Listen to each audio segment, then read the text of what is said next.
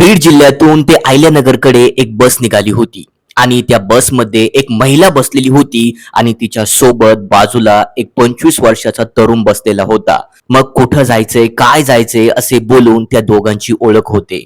आणि मग ओळख झाल्यानंतर ते दोघे एकमेकांचे मोबाईल नंबर घेतात.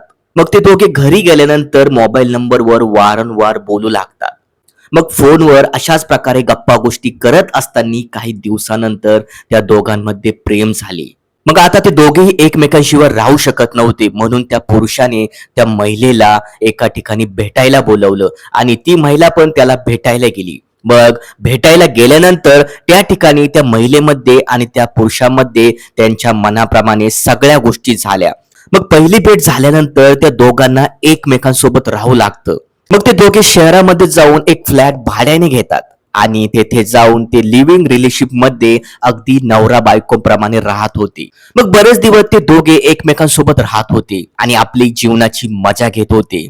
मग काही दिवसांचा काळ निघून गेल्यानंतर जेव्हा त्या दोघांचे मन भरले आणि मन भरल्यानंतर त्या दोघांमध्ये सतत वाद निर्माण झाले आणि मग एक दिवस त्या दोघांमध्ये अशा प्रकारे वाद होतात की त्या ठिकाणी घडून येतं एक धक्कादायक प्रकरण, धक्कादायक घटना. नेमकं मंडळींनो, काय आहे हे प्रकरण, कुठे घडली ही घटना, हे अगदी सविस्तर तुम्हाला या व्हिडिओमध्ये मी सांगणार आहे.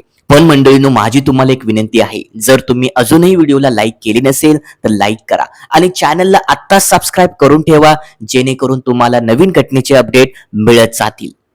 मंडळींनो, या घटनेची सुरुवात होते आपल्या महाराष्ट्रामधील हिंगोली जिल्ह्यातून. हिंगोली जिल्ह्यामधील नागनाथ तालुका आहे आणि तेथे वागरवाडी शिवारामधील ही घडलेली घटना आहे.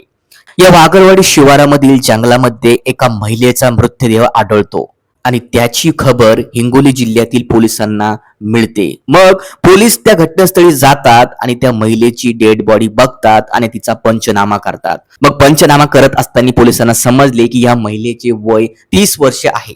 पण ही महिला कुठून आली, हिचे नाव काय आहे, याचा तपास पोलिसांना अजून लागला नव्हता. मग काही त्या महिलेचा तपास न लागल्यामुळे पोलिसांना खूप आश्चर्य वाटलं आणि पोलिसांसमोर ते एक मोठं आव्हान निर्माण झालं. मग पुन्हा एकदा त्या ठिकाणी पोलीस जातात ज्या ठिकाणी महिलेचा मृत्यू झालेला होता.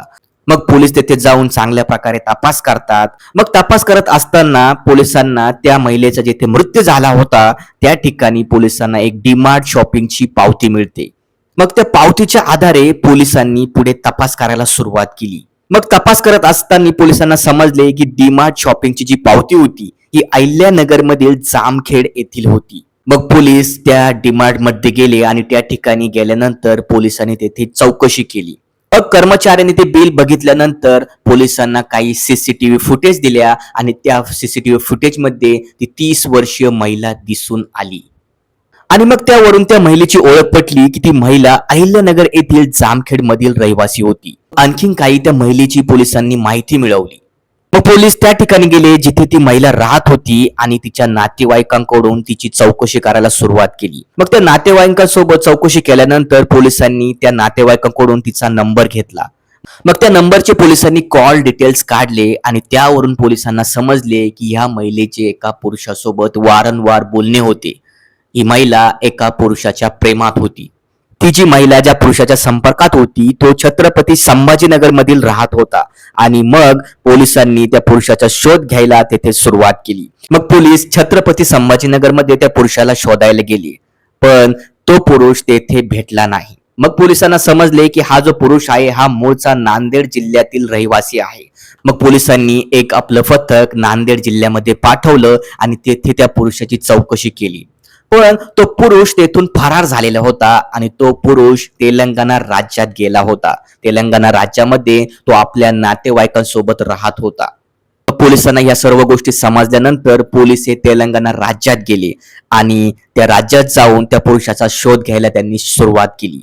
मग काही दिवसानंतर तो पुरुष पोलिसांच्या हाती लागला. मग पोलिसांनी त्याला पकडले आणि त्याची कसून चौकशी करायला सुरुवात केली.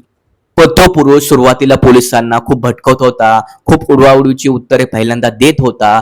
पण जेव्हा पोलिसांनी त्याला चांगल्या प्रकारे चोप दिला मग त्याने सर्व गोष्टी सांगितल्या. मग हा जो आरोपी पुरुष होता तो पोलिसांना म्हणाला की ही महिला मला एका बसमध्ये भेटली होती आणि मी हिच्यासोबत चांगल्या प्रकारे गप्पा गोष्टी केल्या आणि गप्पा गोष्टी केल्यानंतर मी हिचा फोन नंबर घेतला आणि फोन नंबर घेतल्यानंतर घरी तिला सतत फोन करत राहिलो आणि फोन करत असताना या महिलेचे आणि माझे प्रेम संबंध जुळले.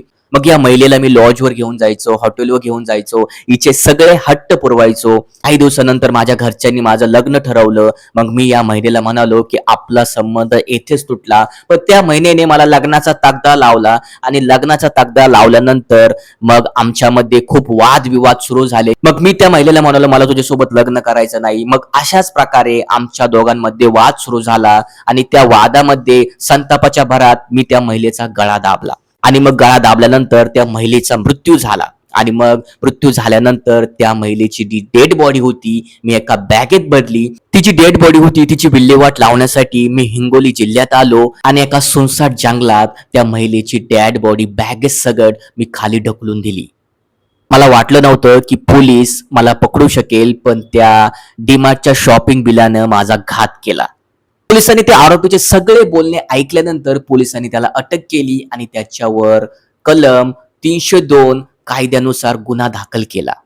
मग पोलिसांनी त्याला न्यायालयात हजर केले आणि सध्या हे प्रकरण न्यायालयात चाललेलं आहे. पण मंडळी तुम्हीच बघा समाजात अशा प्रकारच्या घटना घडत आहे. पण मंडळी तुम्ही पण सावधान राहा.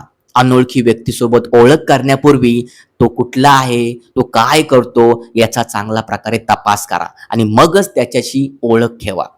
मंडळींनो, या घटनेचा उद्देश कुणाच्या भावना दुखवणं किंवा अश्लीलतेचा प्रसार करणं हे नाही. जे समाजात घडते तेच मी सांगत आहे.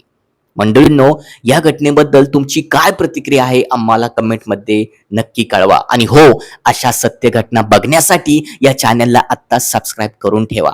तर चला मंडळी, भेटूया एका नवीन घटनेमध्ये. तोपर्यंत जय महाराष्ट्र, सावधान महाराष्ट्र.